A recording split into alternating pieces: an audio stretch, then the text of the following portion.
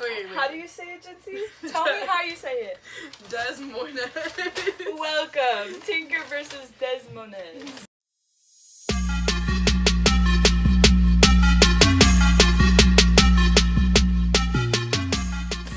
So today for you guys, we have Taco Bell.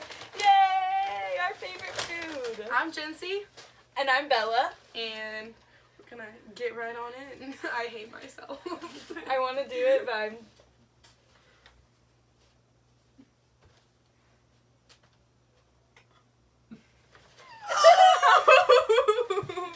Okay. Absolutely crushed it. Okay, what are we gonna start off with? I have today some cinnamon twists. I have a quesarito with no. Wait. Shh. Ooh. Hold up. I have a quesarito with no meat because we like animals. We got some nachos for later.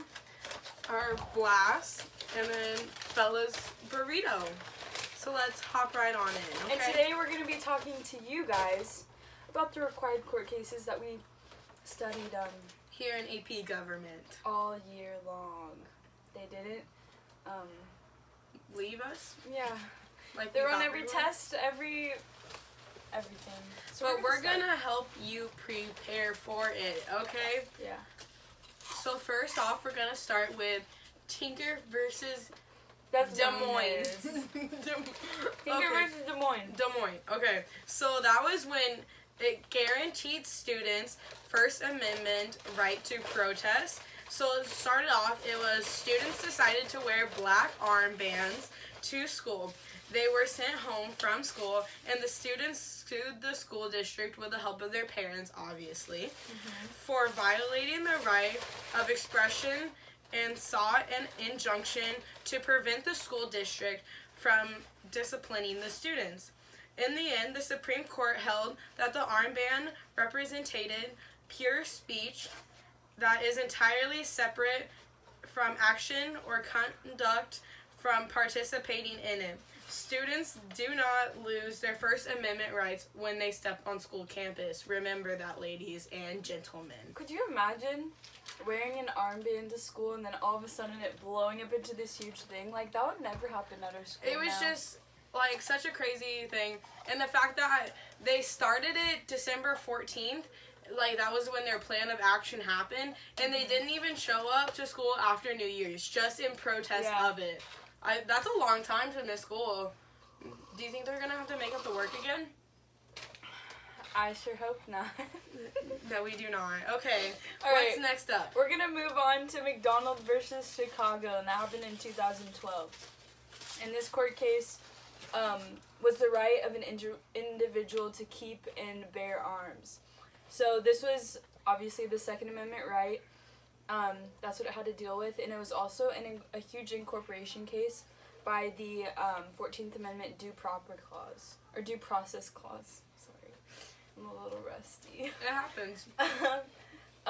But that applied to the states, and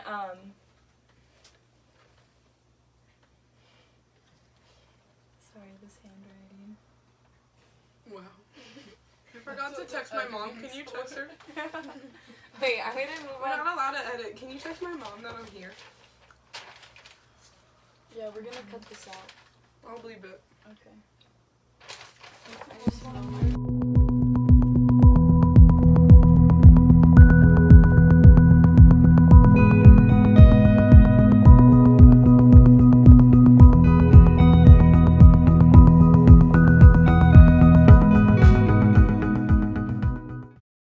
Okay, so back into it. The McDonald versus Chicago case was super important because it was the first Second Amendment case in over 60 years, which is crazy because that was a long time since the amendment was passed in the first place. But also the decision of the Supreme Court in this ruling would be used for like so many future references. It's used now, and it established that handgun bans were unconstitutional on the grounds that self-defense was a basic and it was like a basic right for us to have, and it was like incorporated in, oh my gosh, what's that right? It was like an inalienable right. So That case was super important. And talking about guns, we're going to move on to U.S. versus Lopez. And that's Congress may not use the Commerce Clause to make possession of the gun in school a federal crime. So what happened is Alfonso Lopez, a 12th grade student, carried a concealed weapon into his Texas high school. He was charged under Texas law that with firearm possession on school premise. Those were dropped, and then he was charged with violating a federal criminal statute, the Gun-Free School Zone Act of 1990. The possession of the gun in the local school zone is not an economic activity. I like learning about that case because sorry. You're good. I thought it was interesting in that, like, having guns in a school zone, like, pertain to the Commerce Clause, because it was like, how could those two match up? But they did. For some reason, it didn't connect when I was learning it, but now I understand it. Mm-hmm. Okay, we're gonna move on to Baker versus Carr, and this was something that, this was a case that had to Involved do. the car. I'm just kidding, guys. Not quite, but it was a case that had to deal with. Why am I forgetting what everything is called? It's like the voting zones. So it established the principle of one person, one vote. So when you vote, it's not With redistricting. Yeah, it was like redistricting and like district lines, but so it established the one person, one vote, and it made such patterns of representation illegal. So like one person's vote couldn't sway the results and make it more valuable than somebody else's. It was one vote was had the same value as another person's vote wherever you lived. So in Baker versus Carr, it was redistricted in such a way that is redistrict a word?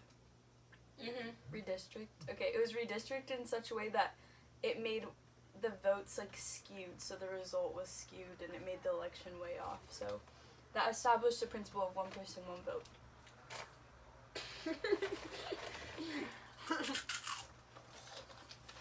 Okay. What's our next one? I'm sorry, I'm chewing. Oh, we need to take a break. It's a little chew break. Can you hand me my blast, please? Absolutely. Thank you, madam. We're using spoons today because I did not grab plastic straws, so technically I saved 3 sea turtles. Cheers. These are so good. Mm-hmm. Alright, I'm gonna go over. Okay. So, the next case we have today is Citizens United versus FEC. So basically, the facts of this case, the Bipartisan Campaign Reform Act prevented corporations and public agencies from campaign politics on TVs, particularly a Hillary Clinton political commercial. And so they were denied the right to play that video. The grounds were that the BCRA donation and campaign disclosure requirements violated the First Amendment of Free Speech Clause. That was like the question that was up for debate. And one of the other questions was, do they have the right to regulate a negative, like, political, document or, like, way of, like, expressing their political beliefs? So the decision was no. And yes for Citizens United. The court ruled that part of the BCRA did violate the First Amendment Free Speech Clause. They also ruled that corporations and other organizations should be able to use funds to support or denounce candidates, so it was their right to denounce the candidates that they chose to. And the requirements, it was a majority opinion, and the requirements of the BCRA are examples of censorship. So that was a big thing that was involved in that case. It was censorship. And then this case was significant in that it considers corporations as individuals with the right of free speech and freedoms with their money. So that was huge because it saw and it applied all of those rights to corporations. So it was like a big landmark thing. That was nicely put right there, okay? And speaking about press and getting things out there, next we have the New York Times Company versus United States in 1971. And that was a Supreme Court case protecting the freedom of press by allowing the New York Times to publish the Pentagon Papers despite the Justice Department's order to restrict it. That's when Justice Black and Douglas argue that vague word security should not be used to abrogate the fundamental laws embodied by the First Amendment.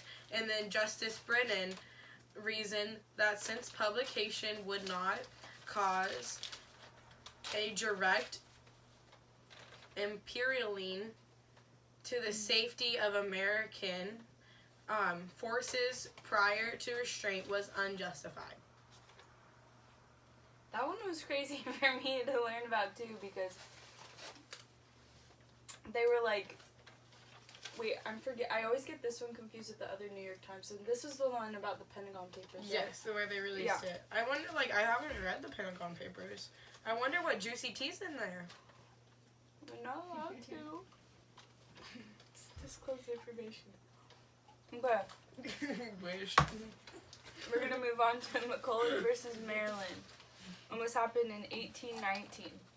So Maryland was trying to tax the National Bank, and that was their first mistake, because let me tell you, the Supreme Court ruled that federal law was stronger than state law, so the tax went away very quickly as that was established. And the significance of this case was that Congress has implied powers to create necessary and proper clause, and that was crazy too, because this has been relevant to today, that Congress can I know, that was somebody's stomachs. Congress can create necessary and proper clause whenever they find it necessary. And it was elastic, so it can be applied anywhere. You good? Okay. So next we're gonna hit up Roe versus Wade. This one's a controversial one. It really is. And the outcome of it is really shocking to me. We'll talk about that after. But that's the court legalized abortion by ruling the state laws could not restrict aborting a child inside of a mother in the after the first 3 months of pregnancy. And based on the Fourth Amendment rights, Roe, the person, they kept her identity a secret for a little bit. Roe wasn't her real name, it was a hidden identity to protect her. Was a Texas resident who sought to terminate her pregnancy by aborting the baby inside of her.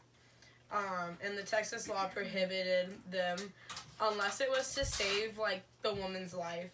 So even if it's not her time to have a baby, they're no, you still have to have the baby. Which is a little shocking for me. The abortion controversy is still a thing today. And the fact that that was in 1974 but we're still talking about it in 2019 means that we can't come up with something that's agreeable. This is Alabama all now. You know what else I thought was crazy about this case? Miss Escobar told our class that after the rulings were all finished and the case was closed, She had her baby, didn't she? yeah, she had a baby and now she's totally pro-life. Yeah, that's which what which I thought was really crazy. Yeah, now she loves her child that she wanted to abort. And I think it was more the fact that she couldn't if she felt like she needed to, which yeah. I don't know, maybe her mind changed throughout the